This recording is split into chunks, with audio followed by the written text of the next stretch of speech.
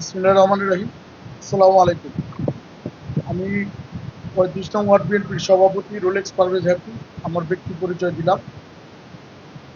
আমরা আজকে ৪৪তম আমাদের শহীদ প্রেসিডেন্ট রাষ্ট্রপতি জিয়াউর রহমানের শাহাদাত বার্ষিকী পালন করলাম। আমরা প্রায় ১৭ বছর উন্মুক্তভাবে শহীদ প্রেসিডেন্ট জিয়াউর রহমানের মৃত্যুবার্ষিকী পালন করতে পারিনি, পালন করতে দেয়নি, পারিনি বললে ভুল হবে, পালন করতে দেয়নি প্রশাসন এবং আওয়ামী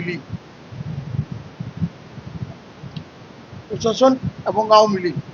আমরা এবার সবাই সারা বাংলাদেশে উন্মুক্তভাবে শহীদ প্রেসিডেন্ট জিয়াউর রহমানের শাহাদাত বার্ষিকী পালন করেছি। এটা তারেক জিয়ার নির্দেশ ছিল এবং আমরা সারা বাংলাদেশ, আপনারা জানেন, তেঁতুলিয়া থেকে টেকনাফ পর্যন্ত আমাদের বিএনপির লোক প্রতিটা ঘরে ঘরে, প্রতিটা মার কোলে যারা জন্মেছে, হয়তো ২ দিন পর তারাও বিএনপিকে ভালোবাসবে, কারণ বিএনপি কোনো চোর সংগঠন না।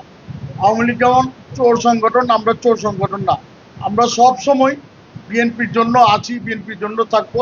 এবং আমাদের অনুভূতিটা হলো, আমাদের সর্বোচ্চ খারাপ লাগছে আমাদের প্রধান দলের চেয়ারপারসন বেগম খালেদা জিয়া আজকে শহীদ জিয়ার শাহাদাত বার্ষিকীতে উপস্থিত হতে পারেনি। এটা আমাদের খুব খারাপ লাগছে। তারপরে আমাদের ঢাকা মহানগর বিএনপির সভাপতি, সাধারণ সম্পাদক দক্ষিণের রবিন ভাই, মজদু ভাই এবং আরও বিভিন্ন সংগঠনে যারা আছে, তাদের নিয়ে আজকে আমরা শহীদ রাষ্ট্রপতি জিয়াউর রহমানের শাহাদাত বার্ষিকী পালন করলাম।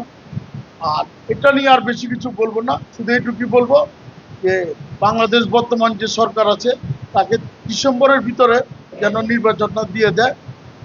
এর বাইরে আর আমি কিছু বলবো না। আসসালামু আলাইকুম।